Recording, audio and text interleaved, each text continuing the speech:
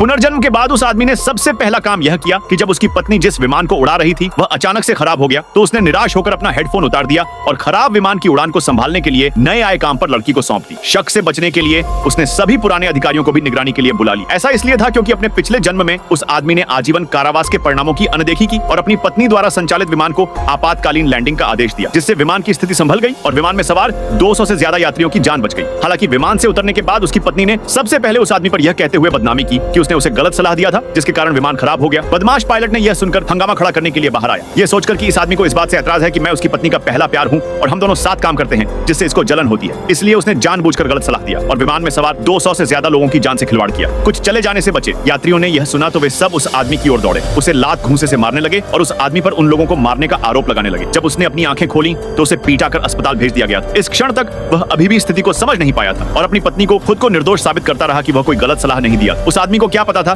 कि उसकी पत्नी और बदमाश पायलट की लंबे समय से प्रेम संबंध चल रहा था। वे दोनों विमान में ही एक दूसरे से संबंध बनाते थे, जिससे विमान की बड़ी दुर्घटना वाला था। उन्होंने इस गलतियों से बचने के लिए उन्होंने उस आदमी को बलि का बकरा बना दिया। बदमाश ने आदमी से कहा कि चिंता मत करो, मैं तुम्हारी विरासत और तुम्हारी पत्नी का अच्छी तरह से ख्याल रखूंगा। आदमी ने यह बता सुनकर वह इतने गुस्से में हो गया कि अपने मुंह भर खून का उल्टी करने लगा। बाद में उसने आंखें खोली तो वह उस दिन वापस आ गया जब विमान दुर्घटनाग्रस्त हुआ था। जैसे ही उसने हेडसेट लगाया तो उसे उसकी पत्नी से जवाब मिला कि विमान सफलतापूर्वक उड़ान भर चुका है। आदमी की पत्नी ने पूरे विश्वास के साथ कहा कि जब तक वो विमान को उड़ा रही है तब तक यात्रियों को कुछ नहीं होगा। तभी उसकी पत्नी और बदमाश विमान में रोमांटिक मूड में आ गए। कौन जानता था कि रोमांटिक खत्म होते ही विमान ने अलार्म बजा दी। उसी समय टावर में बैठे आदमी ने समय का अंदाजा लगाया और सीधे हेडसेट उतार दिया ताकि उस बदमाश और आदमी की पत्नी को अपना बदला लेते हुए देख सके। यह देखकर कि विमान दुर्घटनाग्रस्त होने वाला है, आदमी की पत्नी ने जल्दी से टावर से मदद मांगी। नीचे आंधी तेजी से चल रही थी और वह आदमी विमान को अकेला ऐसा व्यक्ति था जिसे ऐसे खराब मौसम में उड़ान भरने का अनुभव। उसकी उदासीनता देखकर उसके बगल वाली एयरलाइन ने भी उस आदमी से विमान में सवार लोगों को बचाने की विनती करने से खुद को नहीं रोक पाए। लेकिन वह आदमी जानता था कि एक बार उसने मदद के लिए हस्तक्षेप किया तो उसका भी वही हश्र होगा जो उसके पिछले जन्म में हुआ। इसलिए उसने अध्यक्ष को पहले ही स्थिति समझा दी। मुझे शक है कि नॉर्थ वेस्ट 1249 मौसम की वजह से नहीं बल्कि विमान में किसी के नियमों का उल्लंघन करने की वजह से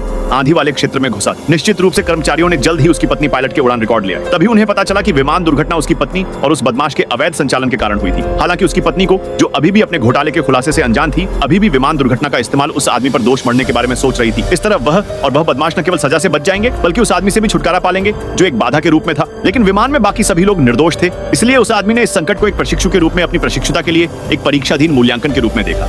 दोस्तों, अगर आप वीडियो यहाँ तक देख चुके हैं तो वीडियो को लाइक कर चैनल को सब्सक्राइब कर लेना। दोस्तों, वीडियो बनाने में बहुत मेहनत लगती है।